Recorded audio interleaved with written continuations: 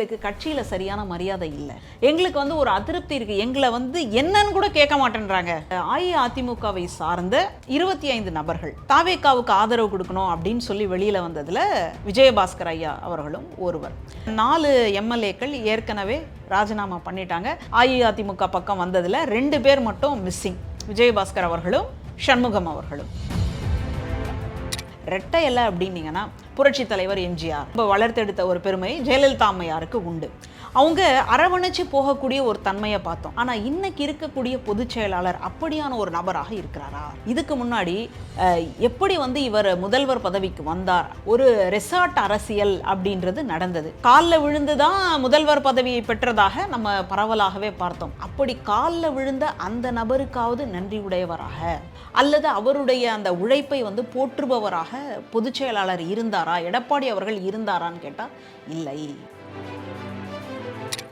ஆதரவு கொடுக்கறதுக்காக வெளியில் வந்தவங்க அந்த 21 பேரையும், அதாவது இன்க்ளூடிங் சண்முகம் ஐயாவும் விஜயபாஸ்கர் அவர்களையும், அவங்களையும் சேர்த்து உள்ள அனுமதிக்கலாம் அப்படின்னு தான் இருக்கிறாங்க. ஆனால் பிரச்சனை என்ன அப்படின்னா, இவங்க ஏற்கனவே ஒரு பொறுப்பில் இருந்தாங்க, மாவட்ட செயலாளர்கள் அப்படின்ற ஒரு பொறுப்பில் இருந்தாங்க. அந்த பொறுப்பு இன்னைக்கு யாருக்கு போயிருக்கு? இவங்க வெளியில் வந்துட்டாங்க, ஒரு ஆதரவு கொடுக்குறாங்க அப்படின்ன உடனே அவங்களுடைய பதவியிலேருந்து அவங்கள தூக்கிட்டு அவங்கள வந்துட்டு ஒரு டீக்ரேடு அப்படின்னு சொல்லுவோம் இல்லையா, அந்த மாதிரி பண்ணிவிட்டு அந்த இடத்த காலியாவது வச்சுருக்கலாம். ஏன் இவங்க 2 பேர் மட்டும் திரிசங்கு சொர்க்கத்திலேயே நிற்கிறாங்க அப்படின்னா, கொங்கு மண்டலத்துக்கு இபிஎஸ் அவர்கள் கொடுக்கக்கூடிய மதிப்பும் மற்ற இடங்களுக்கு அவர் கொடுக்கக்கூடிய மதிப்பும் நம்ம நல்லாவே பார்க்குறோம். இப்போ கொங்கு மண்டலத்தில் இருக்கக்கூடியவர்களுக்கு ரொம்ப வெயிட்டேஜ் கொடுத்து அவங்கள வந்துட்டு அரவணைச்சிட்டு போகிறாரு. ஆனால் இந்த பக்கம் பார்த்தீங்கன்னா புதுக்கோட்டை டெல்டா பகுதிகளில் பார்த்தீங்கன்னா அங்கே இருக்கக்கூடிய விஜயபாஸ்கர் போன்றவர்கள் வந்து ஓரங்கட்டப்படுகிறார்கள் அப்படின்னு சொல்லப்படுது. அப்போது தாவேகாவிலிருந்து ஒரு தூதுன்னு சொல்லுவோம் இல்லையா, அந்த மாதிரி ஆதவ அர்ஜுனா அவர்களிடம் இருந்தா அல்லது வந்து செங்கோட்டையன் ஐயாவுக்கிட்ட இருந்தா, ஏன்னா செங்கோட்டையன் ஐயாவும் இங்கேருந்து தான் புறப்பட்டு போனவர், அவருக்கும் இதை விட்டு போகணும் அப்படின்ற எந்த எண்ணமும் இல்லை. நீங்கள் யோசிச்சு பாருங்க, எம்ஜிஆர் காலத்திலிருந்து ஜெயலலிதா அம்மையார் காலத்திலிருந்து ஒரு கட்சியில் இருந்து இருந்து கீழே இருக்கக்கூடிய செங்கல்லேருந்து அஸ்திவாரத்திலேருந்து மேலே இருக்கக்கூடிய கட்டடம் வரைக்கும் எனக்கு தெரியும் அப்படின்ற ஒரு நபர் திடீர்னு ஒரு நாளில் அதை விட்டுட்டு பைகளில் தன்னுடைய சட்டப்பையில் எப்போவுமே அம்மாவினுடைய படத்தையும் எம்ஜிஆர் அவர்களுடைய படத்தையும் வைத்திருந்த ஒரு நபர் திடீர்னு அதை எல்லாத்தையும் விட்டுட்டு போகணும் அப்படின்னா அப்போ எவ்வளோ ஒரு நெருக்கடியை சந்திச்சிருப்பாரு. எனக்கு நான் மட்டும்தான் தலைவன், என்ன பார்த்த உடனே ஓட்டுகள் வரும் அப்படின்னு நீங்கள் நம்பியிருக்கலாம். ஆனால் கள நிலவரம் உங்களுக்கு சொல்லிடுச்சு இல்லையா, ஜெயலலிதா அம்மையார் மறைவுக்கு பிறகு எத்தனை தேர்தல்களில் தோல்வி அடைஞ்சிருக்கிறீங்க அப்படின்றத நம்ம பார்க்குறோம். கட்சியை காப்பாற்றுறதுக்காவது எல்லாரையும் அரவணைச்சிட்டு போகணும் அப்படின்றது முக்கியமான கருத்து. ஆனால் அதில் வந்து நிற்காததுனால இப்போது விஜயபாஸ்கர் போன்றவர்கள்லாம் அந்த கட்சியை விட்டு வெளியேற வேண்டிய நெருக்கடிக்கு தள்ளப்பட்டிருக்கிறார்கள். அது ரொம்ப வேதனையானது. நான் திரும்பி வரேன் அப்படின்னு சொன்னாலும் எனக்கான இடம் இல்லைன்னா அப்போ நான் எங்கே போவேன்? தாவேகாவை நோக்கி நகரக்கூடிய ஒரு வாய்ப்பு தான் தெரியுது. அரசியல் தகவல்களை உடனுக்குடன் தெரிந்து கொள்ள பாயிண்ட் ஆஃப் வியூ சேனலை சப்ஸ்கிரைப் செய்யவும். மேடம் வணக்கம். இப்போ தாவேக்கள் எல்லாருமே இணைஞ்சிட்டு இருக்காங்க, டெய்லி அது ஒரு செய்தியாகவே இருந்துட்டு இருக்கு. விஜயபாஸ்கரை பொறுத்தவரை முக்கியமான அமைச்சராக இருந்தவர், புதுக்கோட்டை விராலிமலை தொகுதியில் அவரோட கோல் வச்சிருக்காரு பயங்கரமாக. இந்த நிலைமையில அடுத்த கட்டமாக அவர் என்ன செய்ய போகிறார்? அரசியல் விமர்சகராக நீங்கள் எப்படி பார்க்குறீங்க? இன்னைக்கு வந்து அரசியல் களமே என்னன்னு தெரியாத அளவுக்கு இருக்கு, பிரமிப்பா இருக்கு. என்ன நடக்கும், ஏது நடக்கும், எப்படி இப்படி அப்படின்னு சொல்லிட்டு பல்வேறு நிலைகளில் இப்போ ஒரு ஆட்சி அமைஞ்சிருக்கு. மக்கள் வந்துட்டு ஒரு அலையை போல தேர்ந்தெடுத்திருக்கிறாங்க அப்படின்றத வந்து நம்ம பார்க்குறோம். இந்த சூழலில் அதிருப்தியில் இருக்கக்கூடிய எஸ்டாப்ளிஷ்டு கட்சியாக இருந்தாலும் சரி, இது இப்போ தொடங்கி இருக்கக்கூடிய கட்சியாக இருந்தாலும் சரி, அதில் இருக்கக்கூடிய பெரும்பான்மையான உறுப்பினர்கள், தொண்டர்கள், அடுத்தது பதவியில் இருந்தவர்கள் அவங்கெல்லாம் தாவேகாவை நோக்கி படையெடுப்பதற்கான காரணம் என்ன? ஒரு பக்கம் என்ன சொல்கிறாங்கன்னா வலை வீசப்படுது அப்படின்னு சொல்கிறாங்க. இன்னொரு பக்கம் எங்களுக்கு கட்சியில் சரியான மரியாதை இல்லை, எங்களுக்கு வந்து ஒரு அதிருப்தி இருக்குது, எங்களை வந்து என்னன்னு கூட கேட்க மாட்டேன்றாங்க. இப்போது ஒரு குடும்பம் மாதிரி இருக்கும், அந்த குடும்பத்தில் ஒருத்தர் பேசிக்கல, இல்லை இவங்களை வந்து வேணும்ட்டே புறக்கணிக்கிறாங்க அப்படின்னா அந்த குடும்பத்தில் இருக்கிறதுக்கு நமக்கு பிடிக்குமா? அந்த கட்டத்தில் இன்றைக்கி நிறைய பேரை நம்ம வந்து பார்க்குறோம். இப்போ இன்றைக்கி தாவேகாவினுடைய ஆட்சி அப்படின்றது பெரும்பான்மையான ஆட்சியாக இல்லை, அதாவது 108 தான் அப்படின்ற ஒரு நிலைப்பாட்டில் மற்ற கட்சிகள் ஆதரவு தர வேண்டிய ஒரு சூழலில் இன்றைக்கி ஆதரவெல்லாம் கொடுத்து இன்றைக்கி ஆட்சிக்கு வந்தாச்சு. இந்த சூழலில் அஇஅதிமுகவை சார்ந்த 25 நபர்கள் தாவேகாவுக்கு ஆதரவு கொடுக்கணும் அப்படின்னு சொல்லி வெளியில் வந்ததில் விஜயபாஸ்கர் ஐயா அவர்களும் ஒருவர். இப்போ இந்த சூழல்ல 4 எம்எல்ஏக்கள் ஏற்கனவே ராஜினாமா பண்ணிட்டாங்க. அவர்கள் மீது சட்ட நடவடிக்கை எடுக்கப்படுமா படாதா அப்படின்றது போயிட்டு இருக்கு. இப்போ இந்த சூழல்ல விஜயபாஸ்கர் அவர்கள் என்ன மாதிரியான ஒரு மூவை நோக்கி போக போறாரு? அதிருப்தியில் இருந்த மற்ற 21 நபர்கள் அஇஅதிமுக பக்கம் வந்ததுல 2 பேர் மட்டும் மிஸ்ஸிங், விஜயபாஸ்கர் அவர்களும் சண்முகம் அவர்களும். இப்போ இதை வச்சு பார்க்கும் பொழுது நிறைய பேர் என்ன சொல்றாங்கன்னா, திரிசங்கு சொர்க்கம் ஆயிடுச்சு, அப்படியும் போக முடியல இப்படியும் போக முடியல, நடுவுலையா இருக்கிறாங்களா? ஆனா அந்த மாதிரி ஒரு குழப்பத்துல நிச்சயமாக இந்த அளவுக்கு அரசியல் அறிவு பெற்ற ஒரு நபர் திண்டாட மாட்டார் அப்படின்றதான் என்னுடைய கருத்து. அப்போ எங்க என்ன யோசிக்கிறார்? ஏன்னா கொரோனா காலகட்டங்களில் சுகாதாரத்துறையில் இருந்திருக்கார். அது ரொம்ப பொறுப்பான ஒரு பணி. ஏன்னா இதுக்கு முன்னாடி இப்படியான ஒரு சூழல் நம்ம பார்த்ததே இல்லை. அப்போ எப்படி நடந்துக்கணும்? ஏன்னா வெளியில் வந்தாலே உயிருக்கு உத்தரவாதம் இல்லை. அந்த சூழலெல்லாம் இவர் பணியாற்றியிருக்கார் அப்படின்னு பார்க்குறோம். இப்போது அஇஅதிமுகவில் தான் போகணும். ஏன்னா அங்கே தான் அதிருப்தியோடு இவர் வெளியில் வராரு, தாவேகாவுக்கு ஆதரவு கொடுக்குறாரே தவிர தாவேகாவில் இணையிறேன் அப்படின்னு எந்த பேச்சுவார்த்தையுமே இல்லை. அப்போது அஇஅதிமுகவை நோக்கி தான் போகணும். ஆனால் அஇஅதிமுக இன்னைக்கு எப்படியான ஒரு சூழலில் இருக்குது? நம்ம தமிழ்நாட்டை பொறுத்த வரைக்கும் திராவிட கட்சிகள் தாங்க. திமுக ஆட்சியில் இருக்குது அப்படின்னா அதிமுக எதிர்கட்சி, அதிமுக ஆட்சியில் இருக்குன்னா திமுக எதிர்கட்சி. இன்னைக்கு என்ன நிலவரம்? அப்போ எங்கேயோ ஏதோ ஒரு போதாமை இருக்குது, மக்களுக்கு ஏதோ ஒரு அதிருப்தி இருக்குது, மக்களுக்கு ஏதோ ஒரு கோபம் அப்படின்றத நம்ம புரிஞ்சுக்கிறோம். இப்போ அதிமுக அப்படின்றது எப்படிப்பட்ட ஒரு செல்வாக்கு பெற்ற கட்சி? இன்னைக்கு கூட நீங்கள் கிராமப்புறங்களில் போய் ரெட்டை இலை அப்படின்னீங்கன்னா அவங்க முகம் மலர்றதை நம்மளால் யூகிக்க முடியும். அவங்க எதை நினச்சி மலர்றாங்க அப்படின்னா புரட்சி தலைவர் எம்ஜிஆர். அடுத்தது அதை ரொம்ப வளர்த்தெடுத்த ஒரு பெருமை ஜெயலலிதா அம்மையாருக்கு உண்டு. அவங்க அரவணைச்சு போகக்கூடிய ஒரு தன்மையை பார்த்தோம். ஆனால் இன்னைக்கு இருக்கக்கூடிய பொதுச் செயலாளர் அப்படியான ஒரு நபராக இருக்கிறாரா? இதுதான் அடுத்த கேள்வி. ஏன் அந்த மாதிரி ஒரு குற்றச்சாட்டு வைக்கிறீங்க அப்படின்னா, இதுக்கு முன்னாடி எப்படி இவர் முதல்வர் பதவிக்கு வந்தார் அப்படின்றத நான் சொல்லி தான் தெரியணும்னு இல்லை, எல்லாருக்குமே தெரியும். ஒரு ரெசார்ட் அரசியல் அப்படின்றது நடந்தது. ஒரு தவழ்ந்து போய் நம்ம அதை கொச்சையாக பேச வேண்டிய அவசியம் இல்லை, காலில் விழுந்து தான் முதல்வர் பதவியை பெற்றதாக நம்ம பரவலாகவே பார்த்தோம். அப்படி காலில் விழுந்த அந்த நபருக்காவது நன்றி உடையவராக அல்லது அவருடைய அந்த உழைப்பை போற்றுபவராக பொதுச் செயலாளர் இருந்தாரா, எடப்பாடி அவர்கள் இருந்தாரான்னு கேட்டால் இல்லை. அப்போ பாருங்கள், நீங்கள் யாரால் வந்தீங்களோ அவங்களே நீங்கள் எத்தி விடுற ஒரு வேலையை பார்த்துருக்கீங்கன்னா மற்றவங்களுடைய நிலைமை என்ன? இப்போது எடப்பாடி அவர்களை பொறுத்த வரைக்கும் ஆதரவு கொடுக்கறதுக்காக வெளியில் வந்தவங்க அந்த 21 பேரையும், அதை இன்க்ளூடிங் சண்முகம் ஐயாவும் விஜயபாஸ்கர் அவர்களும், அவங்களையும் சேர்த்து உள்ள அனுமதிக்கலாம் அப்படின்னு தான் இருக்கிறாங்க. ஆனால் பிரச்சனை என்ன அப்படின்னா, இவங்க ஏற்கனவே ஒரு பொறுப்பில் இருந்தாங்க, மாவட்ட செயலாளர்கள் அப்படின்ற ஒரு பொறுப்பில் இருந்தாங்க. அந்த பொறுப்பு இன்னைக்கு யாருக்கு போயிருக்கு?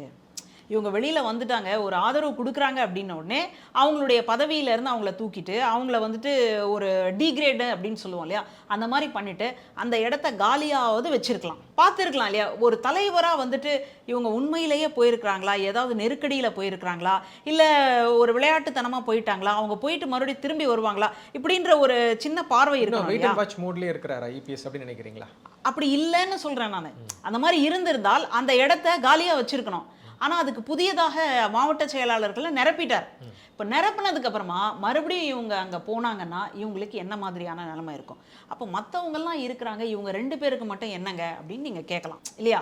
மற்றவர்கள் இப்போது வேலுமணி ஆகட்டும் மற்றவர்களாகட்டும் அங்கே போயாச்சு, ஏன் இவங்க 2 பேர் மட்டும் திரிசங்கு சொர்க்கத்திலேயே நிற்கிறாங்க அப்படின்னா, கொங்கு மண்டலத்துக்கு இபிஎஸ் அவர்கள் கொடுக்கக்கூடிய மதிப்பும் மற்ற இடங்களுக்கு அவர் கொடுக்கக்கூடிய மதிப்பும் நம்ம நல்லாவே பார்க்குறோம். இப்போ கொங்கு மண்டலத்தில் இருக்கக்கூடியவர்களுக்கு ரொம்ப வெயிட்டேஜ் கொடுத்து அவங்கள அரவணைச்சிட்டு போகிறாரு. ஆனால் இந்த பக்கம் பார்த்தீங்கன்னா புதுக்கோட்டை டெல்டா பகுதிகளில் பார்த்தீங்கன்னா அங்கே இருக்கக்கூடிய விஜயபாஸ்கர் போன்றவர்கள் ஓரங்கட்டப்படுகிறார்கள் அப்படின்னு சொல்லப்படுது. அது உண்மையா பொய்யா அப்படின்றது மக்களே முடிவு பண்ணிக்கிட்டோம். ஒருவேளை அவங்களுக்கு உண்மையிலேயே முக்கியத்துவம் கொடுக்கப்படுதுன்னு சொன்னால் அவங்க எல்லாரும் போய் சேர்ந்தது போல் இவங்களும் போய் சேர்ந்திருப்பார்கள். முக்கியத்துவம் இல்லாததுனால்தான் ஐயோ நம்ம என்ன பண்ணுறது, ஒரு தனிச்சு விடப்பட்ட ஒரு நிலைமை இருக்குது பாருங்களேன், அது யாருக்குமே வரக்கூடாதுங்க. அந்த நிலைமை மனிதர்கள் யாருக்குமே வரக்கூடாது. ஆனால் இங்கே அரசியலில் இருந்து களமாடி ஒரு பதவிக்கு ஒரு அமைச்சர்ன்ற இடத்துல இருந்து திடீர்னு அந்த கட்சிக்கும் எனக்கும் சம்மந்தமே இல்லைன்னு சொல்லக்கூடிய ஒரு இடம் இருக்குது பாருங்களேன், அது ரொம்ப வேதனையானது. நான் திரும்பி வரேன் அப்படின்னு சொன்னாலும் எனக்கான இடம் இல்லைன்னா அப்போ நான் எங்கே போவேன்? ஒரு யூட்டர்ன் அடித்த மாதிரியான ஒரு நிலையில தான் இன்னைக்கு வந்து விஜயபாஸ்கர் அவர்களை நான் பார்க்குறேன். இப்போ கருத்து கேட்புன்னு சொல்லிட்டு அவர் எல்லாரோட பேசியிருக்காரு. கட்சியினர், அதிமுகவை சேர்ந்தவர், பொதுமக்கள்கிட்டையும் பேசியிருக்கிறாரு. பொதுமக்கள் என்ன சொல்றாங்க, அதிமுகவில் இருக்கக்கூடிய தொண்டர்கள் என்ன சொல்றாங்க? இதில் வந்துட்டு தொண்டர்களும் அடுத்தது வந்து கூட இருக்கக்கூடிய ஆதரவாளர்களும் ரொம்ப மிக முக்கியமான ஒரு முடிவை நோக்கி நகர்றாங்க. இப்போது நம்ம வந்து யாருக்கு ஆதரவு கொடுக்குறோமோ, நம்ம வந்து யாரை தலைவனாக நினைக்கிறோமோ அவருக்கு ஒரு நெருக்கடி அப்படின்னு சொல்லும்போது அவர் அந்த இடத்துல சுயமரியாதையை விட்டுட்டு இருக்கணுமா? அப்போ அதை விட வேற ஒரு நல்ல ஆஃபருக்கு போகலாமே. இப்போ நமக்கு என்ன ஒரு கேள்வின்னா, அதிமுக வந்து எங்கே போகணும்? தாய் கழகத்துக்கு தானே போகணும். ஏன்னா இவர் ஓபிஎஸ் ஐயா அவர்களும் வந்துட்டு தாய் கழகத்தில் வந்து சேர்ந்துட்டார். அப்படின்னா அதிமுக அப்படின்றது கிளை கழகம், தாய் கழகம் எதுன்னா திமுக தான். திமுகவில் இருந்து தான் எம்ஜிஆர் அவர்கள் பிரிஞ்சு வந்து அதிமுக. அப்போது விஜயபாஸ்கர் அவர்கள் வந்து திமுகவை நோக்கி தான் போகணும் அப்படின்னு ஒரு பேச்சு அடிபடுது. சரி, அந்த பக்கம் போனால் என்ன? அங்கே இருக்கக்கூடியவங்க இரு கரம் கூட்டி வர வைக்கிறாங்களா, இல்லை அங்கே ஏதாவது சிக்கல்கள் இருக்கா அப்படின்னு பார்த்தா அதுலேயும் சில சிக்கல்கள் வந்து இருக்குது. அங்கே இருக்கக்கூடிய தொண்டர்களுக்கு என்றைக்குமே கட்சி தலைவர்களை விட தொண்டர்களுக்கு தான் மதிப்பளிக்கும். இப்போ விசிகாவில் பொறுத்த வரைக்கும் கூட திருமா ஐயா என்ன சொல்கிறாருன்னா, தாவேகாவுக்கு நாங்கள் ஆதரவு கொடுக்கறது அப்படின்றது வெளியில் இருந்தால் உள்ளே இருந்தால் அப்படின்றத தொண்டர்களோட பேசி அந்த குழுக்களோட பேசி தான் நாங்கள் வந்து முடிவெடுக்க முடியும். அதே மாதிரி பொதுவுடைமை கட்சிகள் என்ன முடிவெடுக்குதோ அதுக்கு ஏற்ற மாதிரி நாங்களும் முடிவெடுப்போம் அப்படின்னு தான் சொல்கிறார். அதுக்கப்புறமா தொண்டர்கள் வந்து ஒரு நெருக்கடி கொடுக்குறாங்க, இல்லை நம்ம வந்து அதிகாரத்துலேயும் பங்கெடுக்கணும். ஏன்னா ஒரு ஒடுக்கப்பட்ட சமூகத்தை சார்ந்த நமக்கு இது வரைக்கும் அதிகாரத்தில் எந்த விதமான பங்கும் இல்லாத பொழுது இப்படி ஒரு ஆஃபர் நம்ம சொல்லுவோம் இல்லையா, அந்த மாதிரி ஒரு ஆஃபர் வரும்பொழுது நம்ம ஏன் அதை வந்து கைவிடணும்? நம்ம பேசுறாங்கன்னு நினைக்கிறீங்களா? ஆமாம், இந்த சூழலில் தான் இப்போது திமுகவிலையும் வந்துட்டு போக முடியாத அல்லது வேண்டாம் அப்படின்னு நினச்சிருக்கலாம். ஏன்னா இதுக்கு முன்னாடி சண்முகம் ஐயா சொல்லும்போது கூட ஏதோ திமுகலையும் அதிமுகவிலையும் பேச்சுவார்த்தை நடந்ததாகலாம் சொல்கிறார். அது எந்த அளவுக்கு உண்மையெல்லாம் நமக்கு தெரியவில்லை. ஆனால் அப்போது தொண்டர்கள் மத்தியில் இந்த ரெண்டு கூட்டு அப்படின்றதுல ஏதோ ஒரு பிரச்சனை இருக்குது அப்படின்னு தான் நான் புரிஞ்சுக்கிறேன். இந்த சூழலை தான் தாவேகா சரியாக பயன்படுத்துது. இப்போ தாவேகாவை பொறுத்த வரைக்கும் புதிய கட்சி, அதில் இருக்கக்கூடிய உறுப்பினர்கள், அதில் இருக்கக்கூடிய நிர்வாகிகளுக்கு அரசியல் பற்றிய போதுமான அறிவு இருக்கா அப்படின்னு கேட்டால் இல்லை. அவங்க பயிற்சியின் மேலாகத்தான் அல்லது வந்து அனுபவத்தின் மேலாகத்தான் அவங்க வந்து படிச்சுக்கணும். இந்த சூழலில் ஒரு அனுபவம் மிக்க ஒரு நபர் தேவை அப்படின்றத அவங்க உணர்ந்துட்டு இருக்கிறாங்க. அந்த உணர்ந்த காரணத்தினால்தான் அவர்கள் பல்வேறு கட்சிகளில் இருக்கக்கூடிய வந்து சேரக்கூடிய நபர்களை எல்லாம், அந்த தலைவர்களை எல்லாம் இரு கரம் நீட்டி வாங்க வாங்க அப்படின்னு சொல்லி கூப்பிட்டுக்கிறாங்க. இன்னும் பல நேரங்களில் வலையே வீசப்படுது அப்படின்னு சொல்கிறாங்க. அப்போது தாவேகாவிலிருந்து ஒரு தூதுன்னு சொல்லுவோம் இல்லையா, அந்த மாதிரி ஆதவ அர்ஜுனா அவர்களிடம் இருந்தா அல்லது வந்து செங்கோட்டையன் ஐயாவுக்கிட்ட இருந்தா, ஏன்னா செங்கோட்டையன் ஐயாவும் இங்கேருந்து தான் புறப்பட்டு போனவர், அவருக்கும் இதை விட்டு போகணும் அப்படின்ற எந்த எண்ணமும் இல்லை. நீங்கள் யோசிச்சு பாருங்க, எம்ஜிஆர் காலத்திலிருந்து ஜெயலலிதா அம்மையார் காலத்திலிருந்து ஒரு கட்சியில் இருந்து இருந்து கீழே இருக்கக்கூடிய செங்கல்லேருந்து அஸ்திவாரத்திலேருந்து மேலே இருக்கக்கூடிய கட்டடம் வரைக்கும் எனக்கு தெரியும் அப்படின்ற ஒரு நபர் திடீர்னு ஒரு நாளில் அதை விட்டுட்டு பைகளில் தன்னுடைய சட்டப்பையில் எப்போவுமே அம்மாவினுடைய படத்தையும் எம்ஜிஆர் அவர்களுடைய படத்தையும் வைத்திருந்த ஒரு நபர் திடீர்னு அதை எல்லாத்தையும் விட்டுட்டு போகணும் அப்படின்னா அப்போ எவ்வளோ ஒரு நெருக்கடியை சந்திச்சிருப்பாரு. ஏன் அந்த ஒரு தலைமை பண்பை பொதுச் செயலாளர் அவர்கள் வளர்த்துக்கலையா? ஏன் அவர் வந்து கட்சியில் தான் அதிகாரத்தில் இருக்கணும், அந்த பொறுப்பில் இருக்கணும்னு நினைக்கக்கூடியவர் சக தொண்டர்களை அரவணைச்சிட்டு போகணும் அப்படின்ற ஒரு உணர்வு ஏன் அவருக்கு இல்லை? இதில் வந்து டாக்டர் பொறுத்தவரை 5வது முறையாக ஜெயிச்சிருக்காரு. புதுக்கோட்டையில் ஒரு வாட்டியும் 4 வாட்டி மேலே ஜெயிச்சிருக்காரு. அந்த மக்களுக்கு பதில் சொல்லணும் அப்படின்னு அவர் ஒரு கருத்தை வைக்கிறார். மக்களும் அதான் சொல்கிறாங்க, நாங்கள் ஓட்டு போட்டிருக்கோம், நிறைய பேர் இப்போ விலகுறாங்க, கட்சியிலேருந்து விலகுறாங்க, அது வந்து அவங்களுக்கு எதிர்ப்பு ஏற்படுது. சிவபத்தில் என்ன விலகலை, ஸோ மக்களுக்கு சேவை செய்யணும் அப்படின்னு நினைக்கிறாரு. இன்னும் எலெக்ஷன் வேணாம் நினைக்கிறாரு. அந்த அந்த தாமதம் அவரோட யோசிக்க வைக்கிறது இல்லை. அதை எப்படி பார்க்குறீங்க? அந்த பண்பட்ட இதை எப்படி பார்க்குறீங்க? எப்பவுமே வந்துட்டு நம்ம அரசியலை பொறுத்த வரைக்கும் எடுத்தோம் கவுத்தோன்னு முடிவெடுக்க முடியாது. அதுக்காக தான் வந்து அந்த அனுபவம் அப்படின்றது நம்ம சொல்கிறோம். அதை வந்து காலப்போக்கில் அந்த பயணங்கள் வழியாகத்தான் நம்மளால் புரிஞ்சுக்க முடியும். அதைத்தான் இவரும் கையில் எடுத்திருக்காரு. ஏன்னா இவர் யோசிச்சிருந்தாருன்னா உடனடியாக ஒரு ராஜினாமா பண்ணிட்டு இல்லை வேண்டாம் எனக்கு எதுவுமே வேண்டாங்க அப்படின்னு கூட வந்திருக்கலாம்.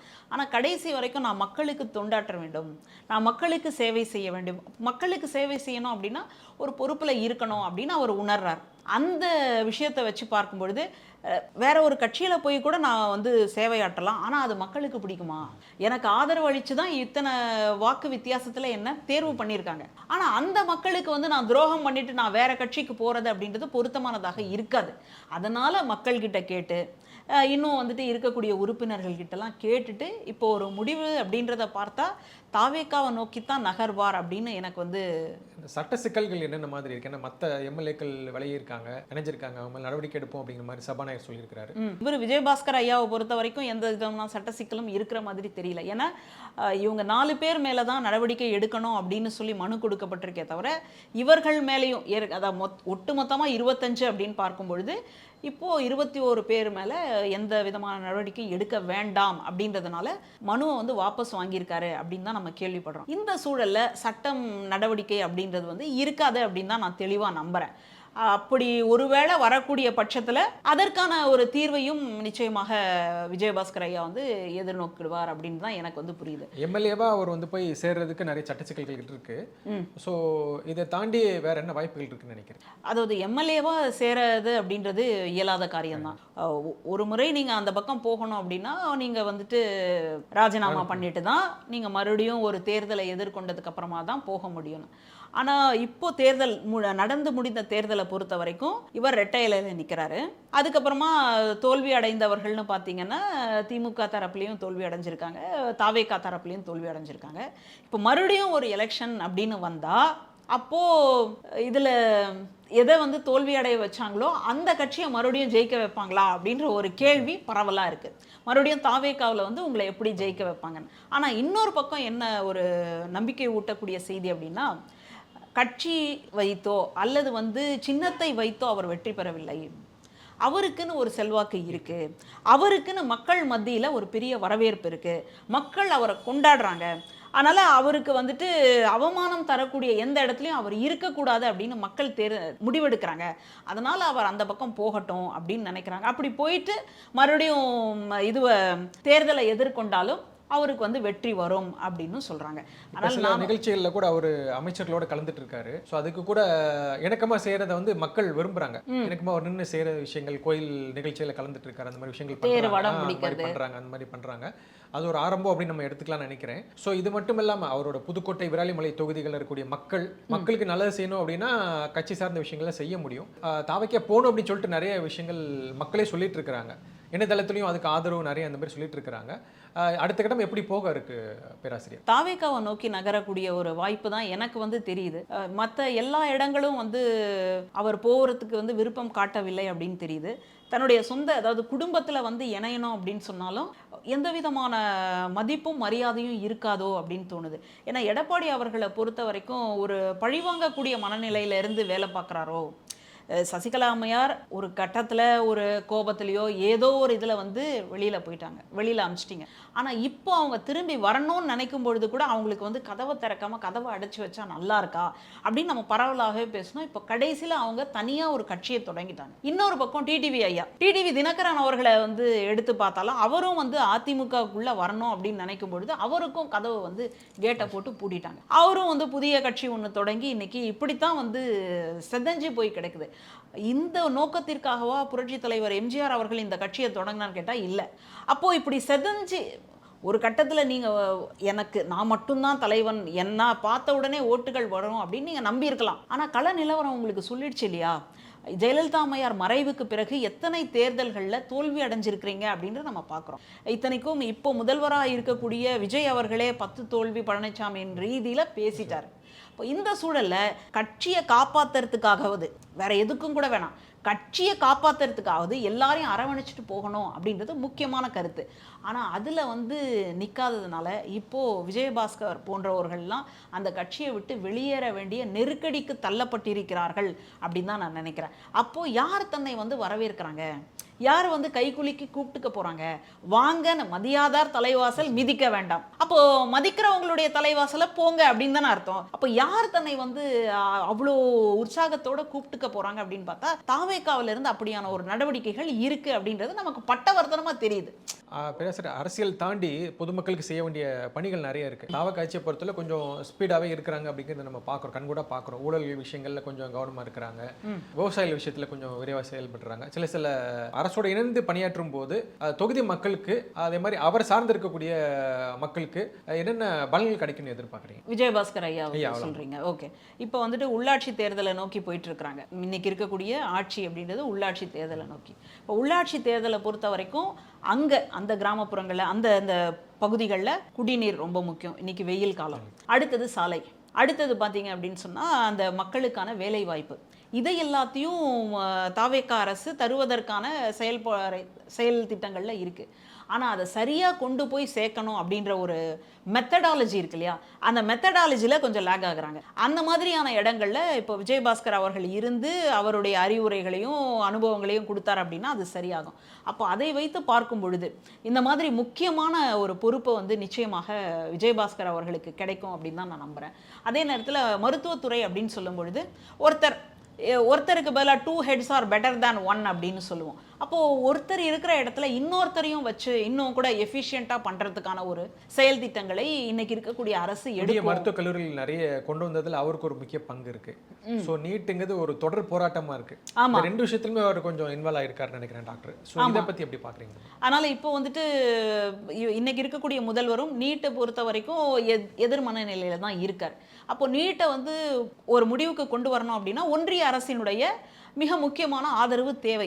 அதற்கு என்ன மாதிரியான நடவடிக்கைகளை எடுக்கணும் அப்படின்றத நிச்சயமாக விஜயபாஸ்கர் அவர்கள் சொல்லுவார் அப்படின்னு தான் நினைக்கிறேன். ஏன்னா அவருக்கு இதுக்கு முன்னாடி வந்து ஒரு பெரிய பாரம்பரியம் இருக்குது, ஒரு பெரிய மரபு இருக்குது, ஒரு போராட்ட களம் அவர் வந்து சந்திச்சுட்டு வந்திருக்காரு. அதனால் அது எல்லாமே வந்துட்டு இன்புட்ஸாக இன்னைக்கு இருக்கக்கூடிய அரசுக்கு நிச்சயமாக தேவைப்படும்.